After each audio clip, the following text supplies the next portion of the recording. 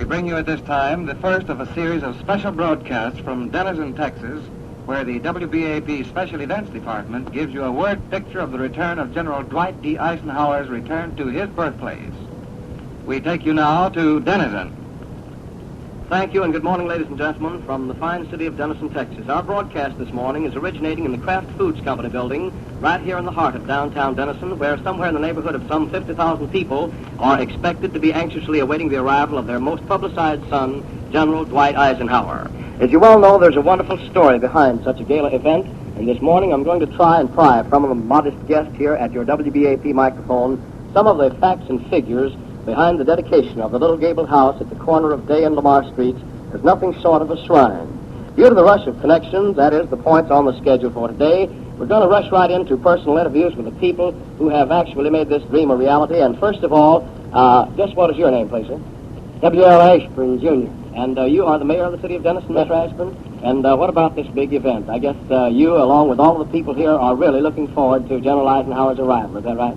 We're certainly looking forward with pleasure to his coming back. When was the last time you saw the General, Mayor? I saw him in Abilene, Kansas at his homecoming in June. And at that time, was that when you took the pictures of his home up? Yes, sir. We presented him with a picture of his birthplace at that time. And what did the General think? Well, he was very pleased. Very pleased with it. I guess you consider him one of your really and truly favorite sons. Is that right, Certainly Mayor? do. Well, do you have any message for the people of the Southwest happen to be listening in this morning from the city of Denison? Well, I would just like to say that we wish you could all be here and enjoy with us the occasion that we're going to experience today. We're very proud to have the General come back to see us. Well, mighty fine. Thank you, Mayor Ashburn of the city of Denison. You people have certainly done a grand job. I know that we came up Wednesday, and even at that time, the bunting and everything had already been set out for General Ike. It was truly a welcome home to Ike. And now, Mr. Kahn, I want you to come on up here to the microphone. Just tell us exactly what is your business here in the city of Denison. I'm publisher of the Denison Herald. And there's no question about it. I know from what we have seen during the past 48 hours, Mr. Kahn, you and your staff have certainly been mixed up in this thing from the start. We say mixed up in it. In other words, to me, you and your staff at the Herald have really and truly brought this thing just merely a dream some few short months ago, and it's into a big reality today with this big homecoming for General Eisenhower. How did you first get underway with the job of such a terrific job, of getting this house set up as a shrine for the country? Well, do you mean how we found out first that the General was born here, or do you mean how we started off on the house itself? Mr. Kahn, you're more or less plugging my employer now, so if you don't mind, you can go ahead and give the Fort Worth Star-Telegram a plug. I believe they were mixed up in it, too. I think that was the first tip that we got on the paper, that the General was born here, and then Miss Jackson and Mr. J.W. Weaver, former mayor, and several others substantiated. And we delved into it, and of course we finally established the fact that he was born in Denison rather than Tyler, Texas. Okay. It was a pretty hard job. Well, it was certainly a job that has been well done. Then, Mr. Kahn, I don't know. You fellows up here are so modest about the job that you've done. What did you do then? Did you go right out and tell the people of Denison that you wanted to buy this place, or just what did you do after you found out that it was his birthplace? Well, first thing we did, of course, it was a committee that went up last year to invite the General down to his homecoming. And that was on on June the 20th. Then I want to interrupt there for a moment. I mean, how did you go about getting the house? I mean, that was one story that I would like for people to know. Well, a citywide committee working on it a year before. However, the deal wasn't closed. And Mr. E.J. Lilly and I decided in December that we would see what we could do about it. Mr. Ashburn appointed another committee to work with us. And we finally went out to deal for the house. And then through the paper and through another local committee where we raised the money here. All the school children worked on it, gave out nickels and pennies and dimes. Well, that certainly is a grand thing, Mr. Kahn, and of course I know that you fellows are in a rush to get on out to Perrin Field, where that big C-54 Skymaster will be setting its wheels down to Texas Earth now in a few minutes, and the General will be coming home to Texas. How do you feel about this big day? Is this about the biggest day you've ever seen in Denison? Without a doubt it is, and frankly, I'd like to express thanks to everybody in Denison for what they've done on it. It's been a project not of a few of us, but the people entirely. Everybody's had something to do with it. Well, that is certainly a grand thing, and I want to thank you and also the staff of your paper, the Denison Herald, here for the fine cooperation that you have given us on our visit to Denison. Thank you, Lot. Thank you, sir. And now here's a youngster over here. I call them youngsters. I was amazed to find the age of the men who are working on this project up here. Just what is your name, please? Norman Branch here. And Norman, what part of the project have you been on here? I mean, you've been in from the start. I was one of the members of the committee that went to Abilene, Kansas in June to invite General Eisenhower to Denison. And then the general, of course, accepted, and work has really got underway. What about the work out here on the house? I mean, have they really gone to work and put it up in good shape? They've done a fine job on fixing the house. Really a swell job. Well, that is grand, and thank you a lot, Norman. I want to get back over here to a fellow that want to get him up to the microphone. There's a funny thing about him. I don't know, he made the mistake of going to school down in Dallas, and then, of course, found out his mistake and then came back up to Denison.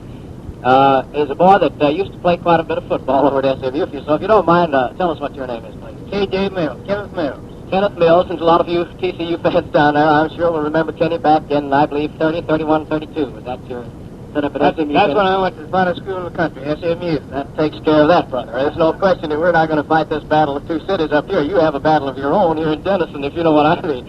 Kenneth, by the way, what part in the program are you handling? I understand that you're going to do a little feeding for the boys. I was on the original committee that went to Kansas to ask Ike here, and I am fixing barbecue for 6,000 ex-GI, General Ike, Sam Rayburn, and the rest of the dignitaries. And you're really going to feed them a good meal? We've got barbecue beef, the finest in Texas, beans, onions, pickles, and all the trim.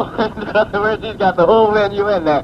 There's one thing I would like to tell the folks down in our part of the country. Mills is pretty well taken care of up here. I thought he was going to be able to hear for the broadcast this morning. However, he isn't. Oh, good old Johnny Washburn, an old TCU boy, I think has Kenny pretty well in hand. Is that right, David? John's a good boy. Telephone company here. Yeah. He gives us service. I like that. In other words, he's still a good boy, but, of course, he went to the school over in Fort Worth. I mean, that's the thing, isn't it? Oh, that's right. Well, KJ, I want to thank you a lot, and here's hoping that you really and truly get along with a fine meal for all of these returning men. Come on up here now, Mr. Porter. Mr. Porter, what has been your job with me? Well, I happen to have the privilege of serving as general chairman on the Eisenhower Day celebration. And that has certainly been a job and a headache, hasn't it? Not so many headaches. It's been the most pleasurable job I believe I ever had. Is that right? Are you all set up? In other words, everything is ready now for him just to be brought right on in here into the city? That's exactly right. We've had the cooperation of everybody, including the weatherman. Including the weatherman. That is really one of the finest breaks that we've ever had for any event. I mean, the weather up here in Denison today is certainly just as pleasant as could be with a cool breeze. I think it's going to help cool down this Texas sun. What do you think about it? That's right. The day is just ideal for our celebration. Just a nice little breeze blowing, sun's out, everybody's in good spirits. Do you remember any other day that's caused so much excitement here in Denison? Not in my 16 years here. Not in your 16 years here. Well, That's thank right. you a lot, Mr. Porter. I know that you're going to get right on out there. Mr. Lilly, I want to get you over here, too, sir. All of these men are in a pretty big rush to get on over to Perrin Field to meet General Eisenhower, and that's why we're cutting some of our interviews right down short. Mr. Lilly, what connection? Now, I know it was mentioned a moment ago that you and Mr. Kahn got together and purchased this house. What was the start on that? In other words, what first gave you the idea to buy the house for the people of Denison? We felt the importance of having the general visit his birthplace. And naturally, we went right into the program with the purpose of getting it ready as quickly as possible and giving you cordial invitation to visit. And there's no question about it. I want to repeat that this has been one of the best combined jobs. I mean, it seemed that everybody has pitched in, isn't it true? Everyone. Everyone. Even the school kids in donating the money. That's right. Well, did you have any trouble, in raising that fund after you started your campaign? No, sir. None whatever. Well, fine, and thank you a lot, Mr. Lilly. And we want to, again, thank all of you fellows who have come up here this morning for taking part in this broadcast, and also hope that everything goes well out at Perrin Field, and we'll be looking forward to the general as you bring him down by here around 12:30 or 12:45. Because, as you know, we have another broadcast over WBAP, which will start promptly at 12:45, and that will be of the parade of the 2nd Division. And now for, more or less, I guess, our honored guest today. I don't know, we have all evening, that is last night, and this morning we have worked around and more or less called her the sweetheart of Denison. And if you could meet her in person, I know that you would understand exactly what I mean when we refer to Miss Jenny Jackson as truly the sweetheart of Denison today. She is just a youngster. There's no question in my mind about that. She even gets down to where we have talked about age and whatnot, things like that. So first of all, I'd just like to ask you this one thing, Miss Jenny. How long have you been living here in the city of Denison? I moved to Denison in 1889. And that's what I want you to be sure now, because I'm going to add all these years up, and then I'm going to come out and find just exactly how old you are. You wouldn't tell me. There's one thing. We got into a little argument here this morning before going on the air on WBAP over just how old Miss Jenny happened to be. Well, she said, how much should I admit? And then the argument, of course, went on down farther. So you are going to admit how many years, Miss Jenny? At my age, I mean, how many years do you want to actually admit now? I mean, I've got you in a spot. Your nylon hose are over there. If you don't tell me, I'm liable to reach over and get them. well, if I was born in 1870, you can count it up yourself. That's what I admit. 1870. Well, that's pretty good. And how long did you actually teach school here in the city of Denison? I taught 47 years in the city.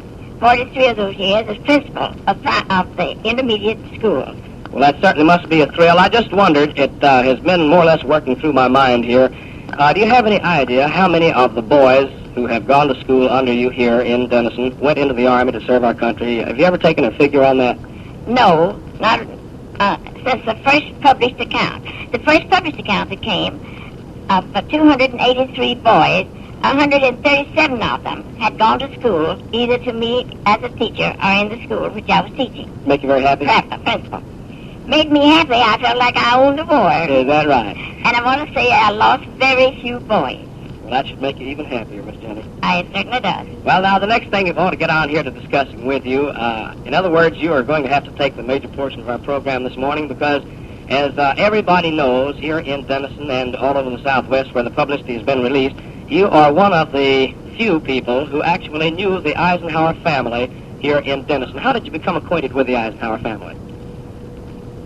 In 1890, I moved over on the south side of town. I had come in 89. And the south side of town at that time was not very closely built up. And across the street from us was a very modest cottage, rather, store-and-a-half house. And some people moved in directly after we did. I did not know them. And I just have to admit, they came from Kansas, and my mother was a great Southerner. And she was not, and had come from Missouri, and she was not at all pleased with the Kansas people during the Civil War. So she was not interested in them. But I saw some little children over there, and I wanted to go over. My uncle was living with me at the time, and he was a railroad man.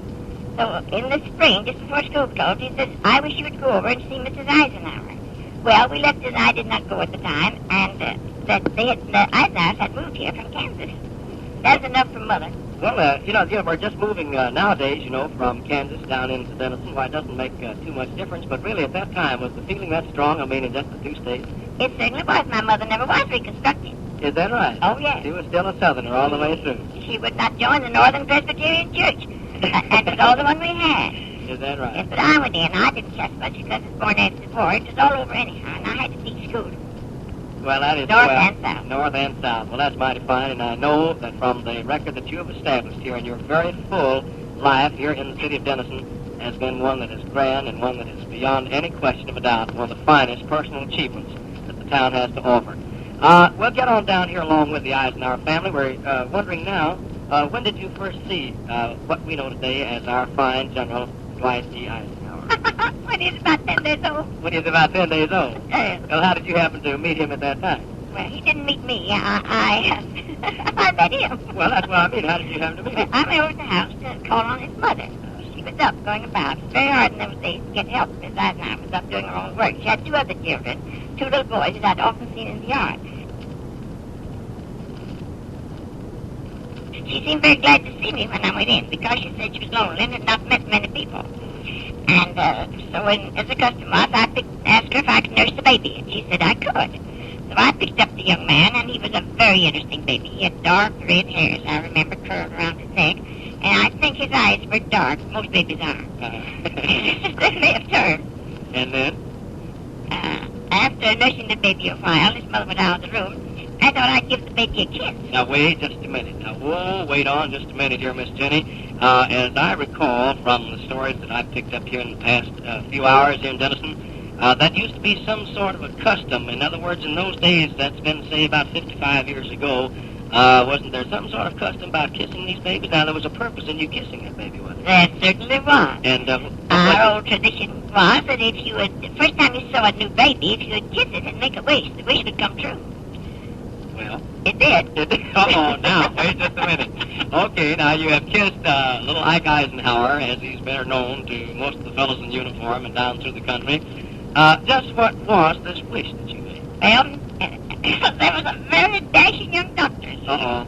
I knew that romance would enter into the story somewhere. Well, go ahead. And it was every girl in town was very anxious to meet this doctor, knowing he was confirmed bachelor. He owned a store, and when he wasn't in his store, he was out on the streets or practicing. He had a very large practice. So he was a very charming man. He was a Virginian, and he had the most flowing mustache you ever saw, and would wave in the breeze. In those days, mustaches were something to be proud of. So the doctor had the largest mustache in the town, and the finest buggy and horses. Now, there we are getting somewhere. In other words, this horse and buggy setup, I think that's exactly what caught your eye. Was it the man that owned this horse and buggy, or was it this fine pair of horses and the buggy? Both. Oh, I see. In other words, he had one of the flashiest buggies in this town. He did. He was a flashy carriage to look at. Oh, that's fine. So nobody had ever ridden in this new buggy the doctor had gotten, and all the girls were anxious to do so. So I reached over and kissed the baby and wished that I'd get to ride in the buggy. Yes. I'm telling you, if that isn't really something.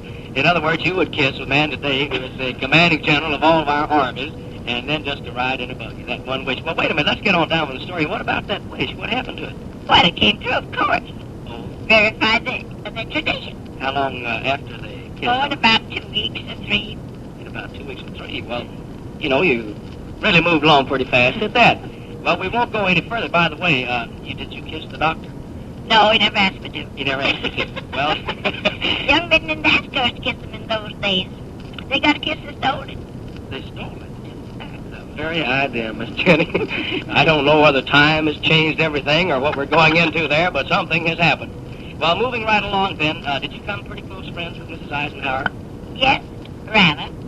She was rather reserved, and I found her a very charming lady. Once when I was there, she told me that she and Miss Eisenhower perhaps would not be able to give the children very many advantages in the world, but they were determined to give those boys an education. And you see she did, because 2 of those boys, Milton and Dwight, I think it was Milton, have graduated from the West Point School of New York, military school.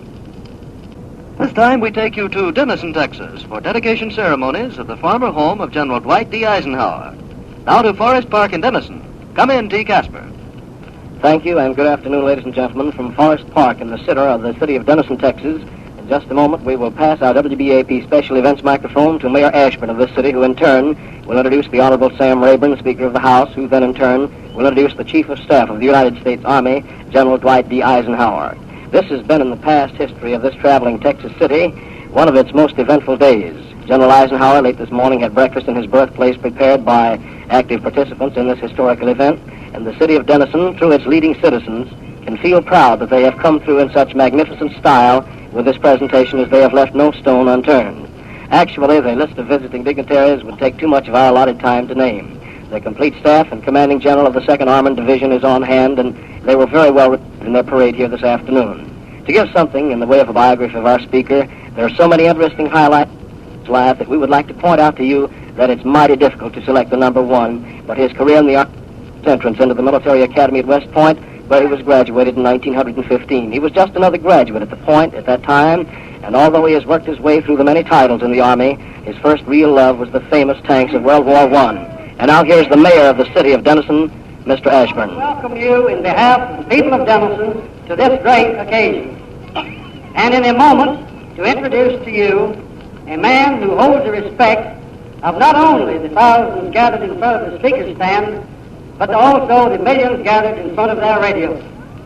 Speaker of the House, Sam Rayburn, has been instrumental in bringing to this immediate vicinity the establishment of Perrin Field, which has trained thousands of combat pilots who helped win the Great War.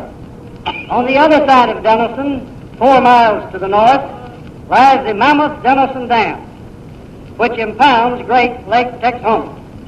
Sam Rayburn was instrumental in securing this for flood control, for power development, and for limitless recreational possibilities.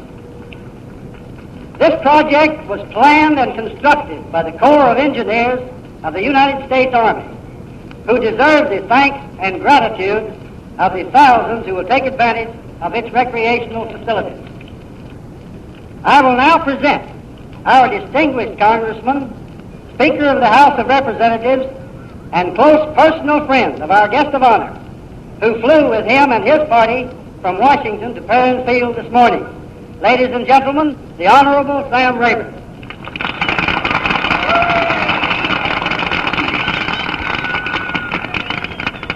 Mr. Chairman, General Eisenhower, distinguished guests, my neighbors, and my friends.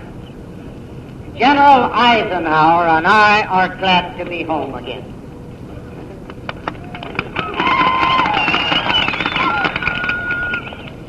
It is my high privilege. It is my great honor. We'll please have order in the gallery. Let me repeat, it is my high privilege and my great honor today to present to you one of the foremost men of all the earth, a man whose name and fame encircle the earth today, who led the greatest army that ever went to battle in all the history of civilization. And if it had not been for his great leadership, his unerring judgment in the planning and the execution of those soldiers, privates, and officers under him, the world would have been a much worse place to live in than it is today. Charged with responsibilities that were not only crushing but appalling, his rare judgment, his great character, his learning and his training brought him to the point where his decisions were such that victory came much quicker than we thought. General Eisenhower, for all of these thousands of people, and I estimate today that 60,000 people have come here to do you honor. Personally, I want to thank you for coming to Denison and North Texas, and on behalf of these thousands who love and admire you, I thank you from the bottom of my heart for them. And now, let me repeat, it is my high privilege, my great honor, and my pleasure to present to you America's own, America's outstanding military leader, the General of the Army, Dwight D. Eisenhower.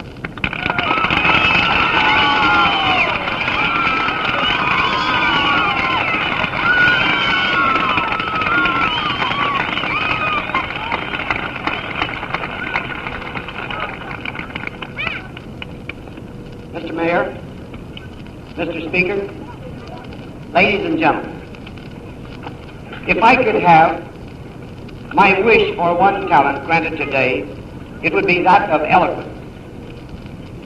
Nothing could please me so much as to make sure that each of you understood how deeply I appreciate what has happened to me on the day that I came back to the city and the house of my birth. I was escorted from the capital of our country to your city by the Speaker of the House of Representatives and a number of his colleagues from Congress.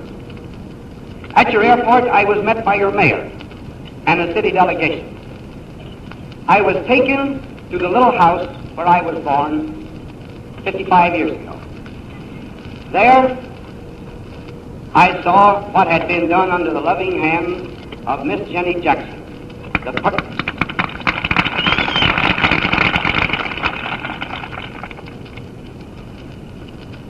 and she told me what each of you all over the city had done to restore that little house as nearly as they could determine to the state it was practically 60 years ago. She told me about the furniture that had been donated. She gave me a lunch in that house. She took me to the very room I had been born. And then I came on into your city, and I saw the thousands of smiling faces along the way. If I could have my dearest wish for everyone else today, I mean the men that served with me in this war, it would be that each of them could have the same experience on going back to the town of their birth that I have had today. because each one of those men deserves that kind of a homecoming.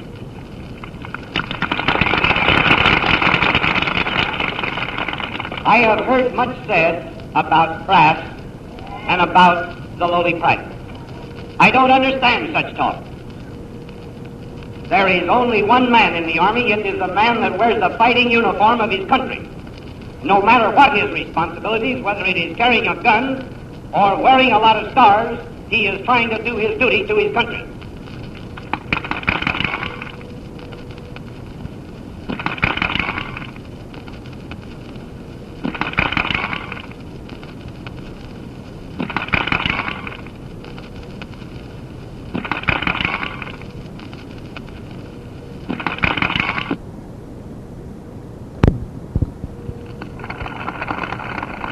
There is no GI in his own place and in his own town that doesn't deserve from his family and his loved ones exactly what any general who represents him may receive. I am certain that Texas must agree with me in this conclusion, because not only have you sent to war many of the finest soldiers that have fought throughout this globe, in the Pacific and in Europe, but you have sent us some of our finest generals and admirals. No state, I am sure, is going to deny its claim to Nimitz, Akers, Simpson, Walker, and other names that will live in your history forever.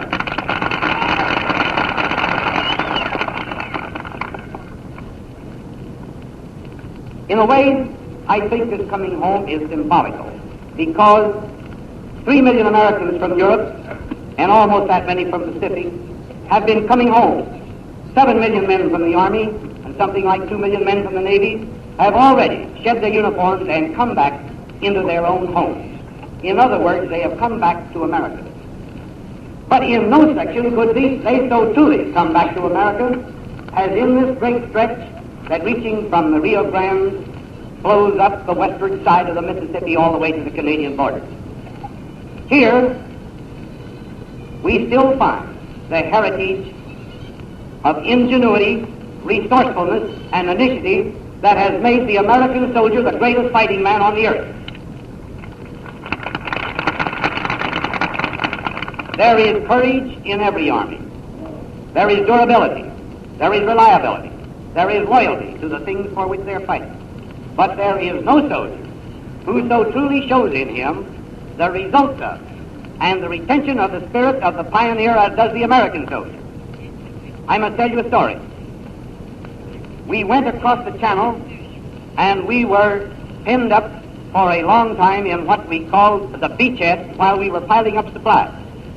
And the job of getting out of that beachhead was a very tough one indeed. There were great hedges there, each of which was a fortress, and each of which was a terrible obstacle for our tanks when they tried to cross it. When they crossed it, they did what we call belly up. That is, the front end went up in the air, and any gun could knock them out. A sergeant of the 2nd Division saw this problem and went to his general with a solution. That general went to the next general, and finally one got to the best one of all, General Bradley. He immediately took this sergeant's invention, and with it he broke out of the bocage country. That invention was nothing in the world but taking the steel obstacles that the German had left on the beach, making knives out of them, fastening to the front of the tanks and cutting the hedges off it instead of climbing over them. That sergeant did as much toward winning the Battle of France as did any other single individual in the whole show, from highest commander to lowest private.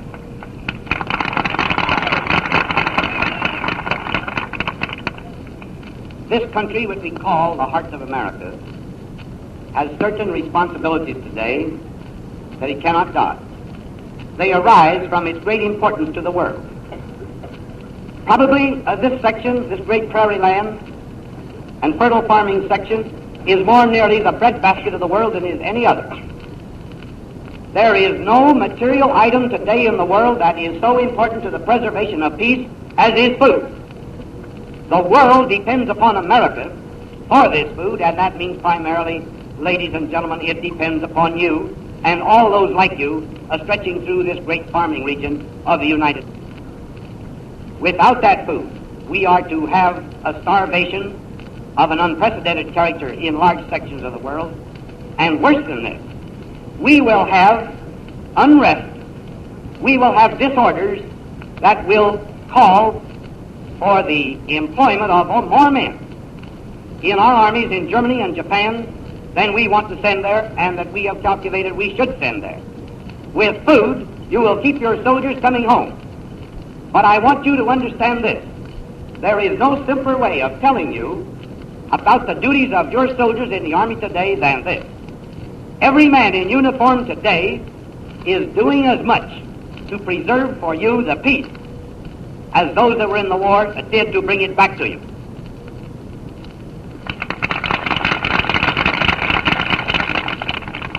Without that strength, we cannot meet our requirements in Germany and Japan. And if we do not meet those requirements, meet the honest commitments that our government has made at Potsdam, Yalta, Quebec, and other places, there can be no peace. And in our time there must be no war. And our sons and our grandsons must see no war. That means if we are going to gain that goal, each of us now must do his duty, whether it is raising food or it is doing his job in the Army. Gentlemen, pardon me, I usually speak to soldiers, ladies and gentlemen. We cannot falter in the task that now faces the world. The immediate one, as I say, is to police the world, meet our requirements, make certain that we are secure in the jobs that we have to do. Our long-time job is to abolish armies, navies, and to make sure that peace comes to us, not through force of arms, not through pouring our money into tanks, battleships, airplanes, and things of that kind, but because we have friendship between ourselves and all others.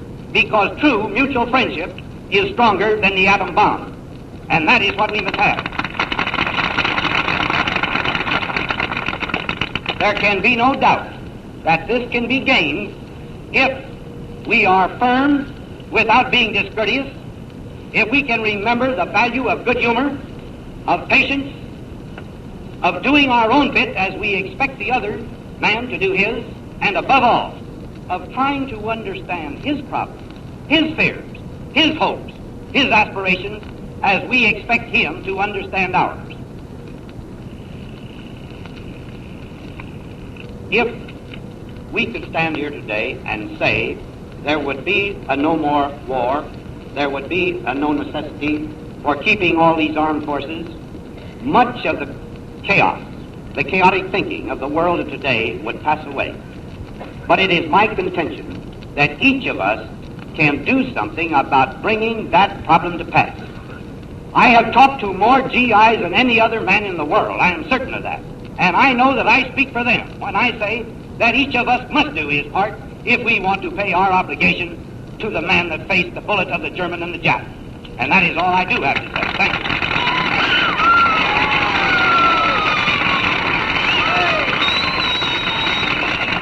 Ladies and gentlemen, you have just listened to an address by General Dwight D. Eisenhower, Park here in Denison, where he has visited his birthplace and in general has really thrilled the largest crowd of people ever to gather in this city. The Special Event Department has exerted every effort to bring you listeners a complete coverage of the entire proceedings. From the start of our programs this morning, we gave you the picture as officials of this city explained in detail how the project started with the unearthing by a Fort Worth Star-Telegram reporter of an exclusive story that General Eisenhower actually was born in the city of Denison. The story was picked up by the Denison Herald, and as Miss Jenny Jackson, in an exclusive broadcast over the station, told you of that drive that was finally climaxed with the ceremony today. So it's hats off to this city for a fine job well done. The very distinguished guests here from the House of Representatives, along with the complete corps of Army officials who have accompanied General Dwight D. Eisenhower here to Denison for this gala event, are now leaving the stand that just about rounds up completely the activities that will take place here in Denison. This speech has been nothing but a clear-cut, complete climax to a great session of interesting events in this city. General Eisenhower left no doubt in anybody's mind as to how he stands with G.I. Joe and what his aims are, what he's looking forward to in a post-war world. And so this is T. Casper speaking on behalf of our entire special events crew up here in Denison, returning you now to our main studios in Fort Worth. This program has been another of the special service broadcasts from Denison, Texas, held in connection with the ceremonies attending the return of General Dwight D. Eisenhower to the scene of his birth at Denison.